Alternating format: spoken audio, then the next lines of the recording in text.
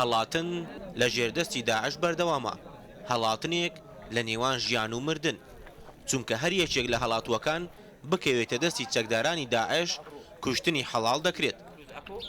گەنجێکی هەڵات و چیرۆشی هەڵاتنی چەند ژنێک دەجێڕێتەوە کە چۆن پێش دەربازبوونیان لە سنوورەکانی داعش دەستگیر دەکرێن و دواتر دەسووتێندرێن.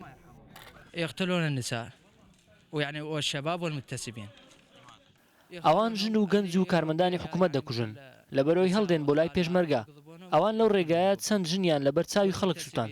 چەکدارانی داعش زۆربیان خەڵکی ناوچەکەن، بیانیەکانیش کەمن، خەڵکی چیچان و سعودیە و چین و یەمەنن. ئەوانەی ژیانی ژێردەستی داعش ڕەت دەکەنەوە ڕێگایەکی سەخت و مەترسیدار دەبڕن تا دەگەنە لای پێشمەرگە بۆ ڕوانین و گەیشتن بە داهاتوویەکی نوێ.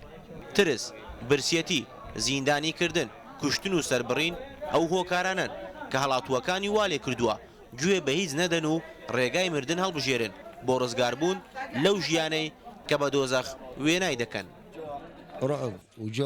ترس و برسێتی وای لێکردم هەڵبێم، با بمرم لەم ڕێگایەدا، چێ دەمکوژێ با بمکوژێ، تەنیا چەکدارانی تیرۆریستی داعش من نەکوژن.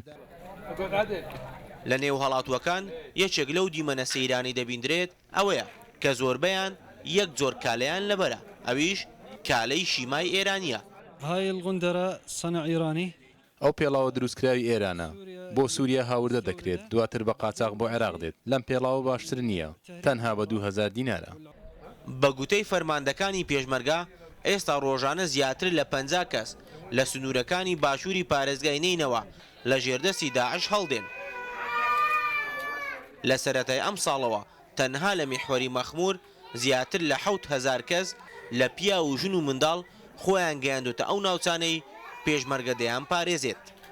هەر یەکێک لەم هەڵاتوانە خاوەنی چیرۆکی تایبەتی ژیانی خۆیەتی، بەڵام خاڵی هاوبەشی نێوانیان ئەوەیە کە ئەوان بە هیچ شێوەیەک لە ژێردەستی داعش ئازادیان نەبووە، بۆیە یەکێک لە مەترسیدارترین ڕێگاکانی جیهانیان لە ڕووی ئەمنیەوە بڕیوە بۆ ئەوەی بگەن بە ژێردەستی پێشمەرگە بۆ بەدەستێنانی ئەو ئازادی و ئەو ژیانەی کە نزیکەی 2 ساڵە لە دەستیان داوە.